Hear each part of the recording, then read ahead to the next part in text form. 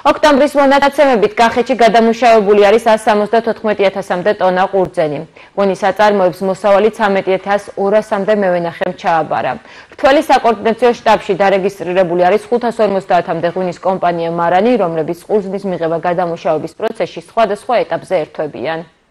სოფელ გურჯაანში ქართული ოცნებიდან მაჟორიტარი დეპუტატობის კანდიდატად კენჭს ვლადიმერ მუსალბიშვილი იყრის. მას მმართველმა გუნდმა ნდობა უკვე მეორედ გამოუცხადა. გამარჯვების შემთხვევაში იგი ამორჩეულს ინფრასტრუქტურული პროექტების გაგრძელებას პირდება.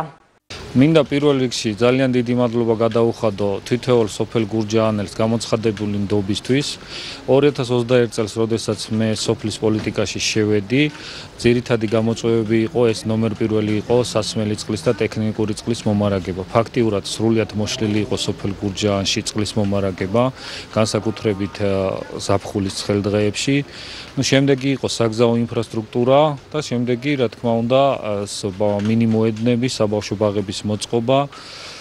ეს პრობლემები მე გათავისებული მქონდა, იმიტომ რომ მანამდე მე მერიაში მუშაობდი რამდენიმე თანამდებობაზე, იქიდანაც მაქსიმალურად ჩართული ვიყავი ჩემი სოფლისთვის, მაგრამ 2021-ში უკვე ძალიან დიდი პასუხისმგებლობა ვიგრძენი ხალხის მხარდაჭერის შედეგად.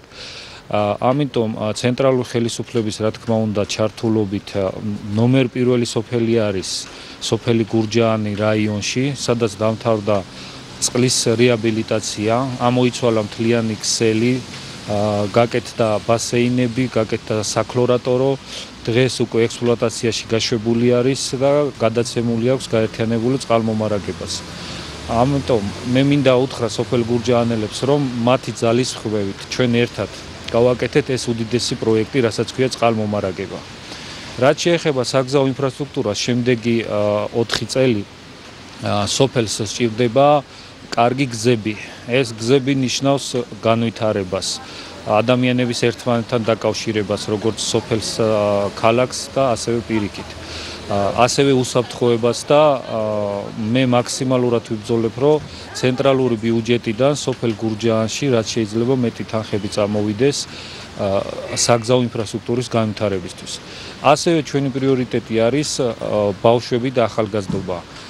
ჩემი სადეპუტატოს პერიოდში 2 მინიმოედანი აშენდა თავის სარეკრეაციო სივრცით და სატრენაჟორო სივრცით და ეს იქნება პრიორიტეტი, იმიტომ რომ ბავშვები შეძლებენ რომ გაერთონ ჯანსაღად და ჯანსაღი ახალგაზრდობა ჩამოგვიყალიბდეს როგორც მენტალურად, ისე ფიზიკურად.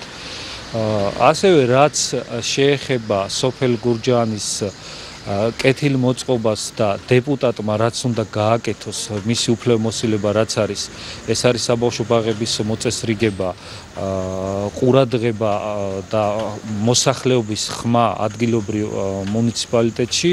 მე მაქსიმალურად ყოველთვის დავიცავ ჩემი სოფლის ინტერესებს.